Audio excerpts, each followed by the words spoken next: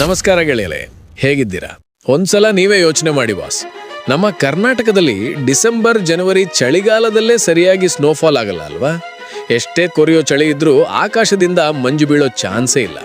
ಆದರೆ ಈಗ ನಡೀತಿರೋದು ಮಾರ್ಚ್ ತಿಂಗಳು, ಟೆಂಪ್ರೇಚರ್ ಆಲ್ಮೋಸ್ಟ್ 35-36 ಡಿಗ್ರಿ ಟಚ್ ಆಗ್ತಿದೆ. ನಾವೆಲ್ಲ ಫ್ಯಾನು AC ಹಾಕ್ಕೊಂಡ್ರು ಬೆವರ್ತಿದ್ದೀವಿ. ಆದರೆ ಆ್ಯಕ್ಚುಲಿ ನಿನ್ನೆ ಮತ್ತು ಮೊನ್ನೆ ಏನಾಯ್ತು ಗೊತ್ತಾ?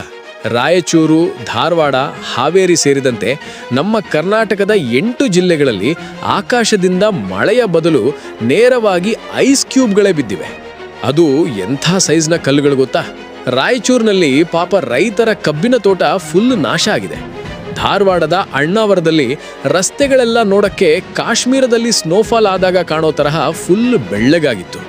ಇನ್ನು ಮುಂಡಗೋಡಿನಲ್ಲಿ ಮರಗಳು ಬಿದ್ದು ಹೈವೇ ಕೂಡ ಬ್ಲಾಕ್ ಆಗಿತ್ತು. ಈಗ ನಮ್ಮೆಲ್ಲರ ತಲೆಯಲ್ಲಿ ಇಲ್ಲೊಂದು ದೊಡ್ಡ ಪ್ರಶ್ನೆ ಬರುತ್ತೆ. ಕೆಳಗಡೆ ಇಷ್ಟೊಂದು ಉರಿ ಬಿಸಿಲು ಸುಡುತ್ತಿರುವಾಗ ದಿಢೀರಂತ ಆಕಾಶದಲ್ಲಿ ಈ ಮಂಜುಗಡ್ಡೆಗಳು ಎಲ್ಲಿಂದ ಬಂತು ಬ್ರೋ? ಆಕಾಶದಲ್ಲಿ ಏನಾದರೂ ಫ್ರಿಡ್ಜ್ ಇದೆಯಾ? ವಿಜ್ಞಾನದ ಪ್ರಕಾರ ಇದು ನಿಜಕ್ಕೂ ಹೇಗೆ ಸಾಧ್ಯ? ಮತ್ತು ಎಲ್ಲಕ್ಕಿಂತ ಹೆಚ್ಚಾಗಿ ಇದು ಭವಿಷ್ಯಕ್ಕೆ ನಮಗೆ ಎಚ್ಚರಿಕೆಯ ಗಂಟೆಯ? ಬನ್ನಿ, ಇವತ್ತಿನ ವಿಡಿಯೋದಲ್ಲಿ ಈ ಮಿಸ್ಟ್ರಿಯನ್ನ ಸ್ವಲ್ಪ ಡೀಪ್ ಆಗಿ ಅರ್ಥ ಮಾಡ್ಕೊಳ್ಳೋಣ. ನೋಡಿ ಗೆಳೆಯರೆ, ಈ ಮಂಜುಗಡ್ಡೆ ಅಥವಾ ಆಲಿಕಲ್ಲು ಬೀಳೋದು ಚಳಿಗಾಲದಲ್ಲಿ ಅಲ್ವೇ ಅಲ್ಲ. ಇದು ಪಕ್ಕಾ ಬೇಸಿಗೆಯಲ್ಲೇ ಆಗುವ ಒಂದು ಕ್ರೇಜಿ ಸೈನ್ಸ್ ಅಂತಾನೆ ಹೇಳಬಹುದು. ಇದನ್ನ ಸರಿಯಾಗಿ ಅರ್ಥ ಮಾಡ್ಕೋಬೇಕು ಅಂದರೆ ನಾವು ಭೂಮಿಯಿಂದ ಸುಮಾರು 15-20 ಕಿಲೋಮೀಟರ್ ಮೇಲಕ್ಕೆ ಹೋಗಬೇಕು. ಅಂದ್ರೆ ನಮ್ಮ ವಿಮಾನಗಳು ಹಾರುವ ಎತ್ತರಕ್ಕಿಂತಲೂ ತುಂಬಾ ಮೇಲೆ. ಅಲ್ಲಿ ಪ್ರಕೃತಿಯ ಒಂದು ಸ್ಪೆಷಲ್ ಮೋಡ ಇರುತ್ತೆ. ಸೈನ್ಸ್ನಲ್ಲಿ ಅದರ ಹೆಸರು ಕ್ಯುಮ್ಯುಲೋ ನಿಂಬಸ್ ಕ್ಲೌಡ್ ಅಂತ ಕರೀತಾರೆ. ಇದು ನಾವೆಲ್ಲ ನೋಡೋ ಮಾಮೂಲಿ ಮೋಡ ಖಂಡಿತ ಅಲ್ಲ. ಇದೊಂದು ದೈತ್ಯಾಕಾರದ ಭೀಕರ ಗುಡುಗು ಮೋಡ.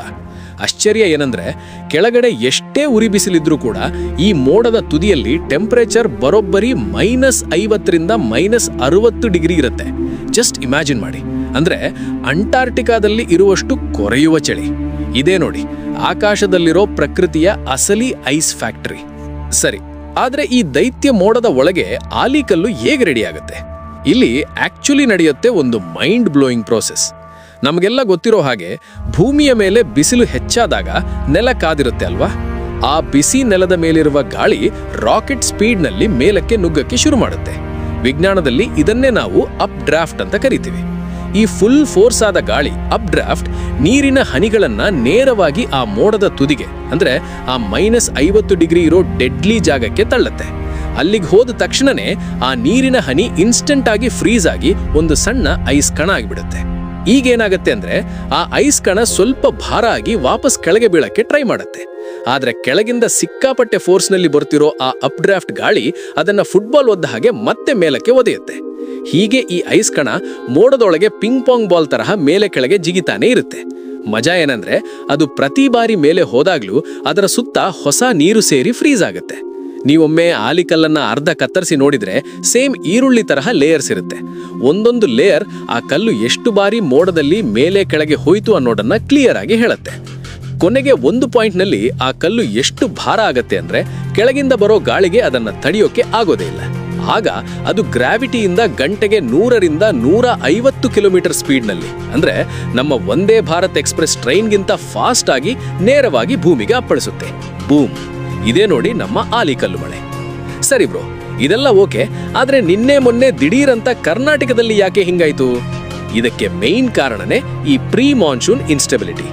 ಒಂದು ಕಡೆ ನಮ್ಮ ಉತ್ತರ ಕರ್ನಾಟಕ ಸೇರಿದಂತೆ ರಾಜ್ಯದಾದ್ಯಂತ ನೆಲ ಫುಲ್ ಕಾದಿದೆ. ಎಕ್ಸಾಕ್ಟ್ಲಿ ಅದೇ ಟೈಮ್ನಲ್ಲಿ ಅರೇಬಿಯನ್ ಸಮುದ್ರ ಮತ್ತು ಬಂಗಾಳ ಕೊಲ್ಲಿಯಿಂದ ತಂಪಾದ ತೇವಾಂಶ ಇರೋ ಗಾಳಿ ಎಂಟ್ರಿ ಕೊಟ್ಟಿದೆ. ಯಾವಾಗ ಈ ಕಾದ ನೆಲ ಮತ್ತು ತಂಪಾದ ಗಾಳಿ ಡಿಕ್ಕಿ ಹೊಡೆಯುತ್ತೋ ವಾತಾವರಣದಲ್ಲಿ ಬಿಗ್ ಬ್ಯಾಂಗ್ ತರಹ ಒಂದು ದೊಡ್ಡ ಎಕ್ಸ್ಪ್ಲೋಷನ್ ಆಗತ್ತೆ.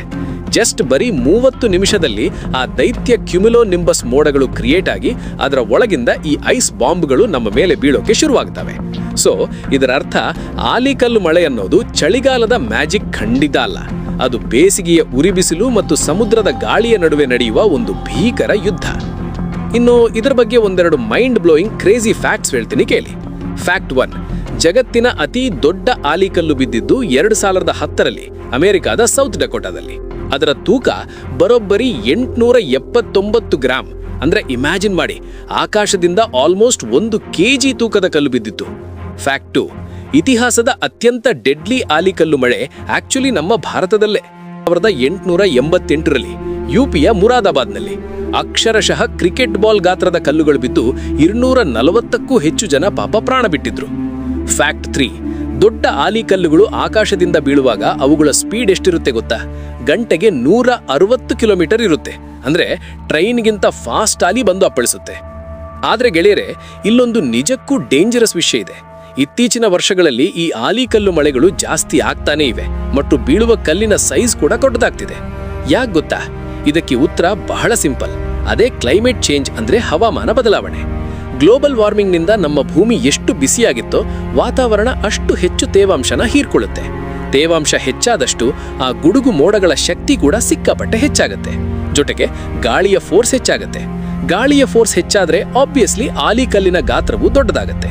ಸಿಂಪಲ್ ಆಗಿ ಹೇಳಬೇಕು ಅಂದ್ರೆ, ನಾವು ಪ್ರಕೃತಿಯನ್ನ ಎಷ್ಟು ಹಾಳು ಮಾಡ್ತೀವೋ ಆಕಾಶ ನಮ್ಮ ಮೇಲೆ ಅಷ್ಟು ದೊಡ್ಡ ಕಲ್ಲುಗಳನ್ನ ಎಸೆಯುತ್ತೆ. ಇದು ಬರೀ ಡೈಲಾಗ್ ಅಲ್ಲ ಬಾಸ್, ಪಕ್ಕಾ ಸೈಂಟಿಫಿಕ್ ಫ್ಯಾಕ್ಟ್. ಜಸ್ಟ್ ನಿನ್ನೆ ಬಿದ್ದಿರೋ ಮಳೆಗೇನೆ ರಾಯಚೂರು, ಹಾವೇರಿಯಲ್ಲಿ ರೈತರ ಬೆಳೆಗಳು ಕಣ್ಣೆದುರಿಗೆ ನಾಶ ಆಗಿವೆ. ಪ್ರಕೃತಿಯ ಈ ಬ್ಯಾಲೆನ್ಸ್ ತಪ್ಪಿದರೆ ಅತಿ ಹೆಚ್ಚು ನಷ್ಟ ಆಗೋದು ನಮ್ಮ ಅನ್ನದಾತನಲ್ವಾ? ಇನ್ನು ಮುಂದಿನ ಕೆಲವು ದಿನ ಕೂಡ ಹೀಗೆ ಗುಡುಗು ಮಿಂಚು ಜೊತೆ ಆಲಿಕಲ್ಲು ಮಳೆ ಬರುವ ಚಾನ್ಸಸ್ ಇದೆ ಅಂತ ಹವಾಮಾನ ಇಲಾಖೆ ಹೇಳಿದೆ. ಸೊ ದಯವಿಟ್ಟು ಎಚ್ಚರಿಕೆಯಿಂದಿರ್ರಿ. ಬೈ ದ ವೇ, ನಿಮ್ಮ ಊರಿನಲ್ಲಿ ಇತ್ತೀಚೆಗೆ ಈ ಆಲಿಕಲ್ಲು ಮಳೆ ಆಗಿದೆಯಾ? ಕಮೆಂಟ್ನಲ್ಲಿ ಖಂಡಿತ ತಿಳಿಸಿ. ಈ ಇನ್ಫಾರ್ಮೇಶನ್ ನಿಮಗೆ ವ್ಯಾಲ್ಯೂಬಲ್ ಅನ್ಸಿದ್ರೆ ಮಿಸ್ ಮಾಡದೆ ಈ ವಿಡಿಯೋನ ಪ್ರತಿಯೊಬ್ಬರಿಗೂ ಶೇರ್ ಮಾಡಿ, ಅವರಿಗೂ ಈ ಮಿಸ್ಟ್ರಿಯ ಹಿಂದಿನ ಸೈನ್ಸ್ ಗೊತ್ತಾಗ್ಲಿ. ನಾನ್ ಸಿಗ್ತೀನಿ ಮುಂದಿನ ವಿಡಿಯೋದಲ್ಲಿ. ಜೈ ಹಿಂದ್, ಜೈ ಕರ್ನಾಟಕ ಮಾತೆ.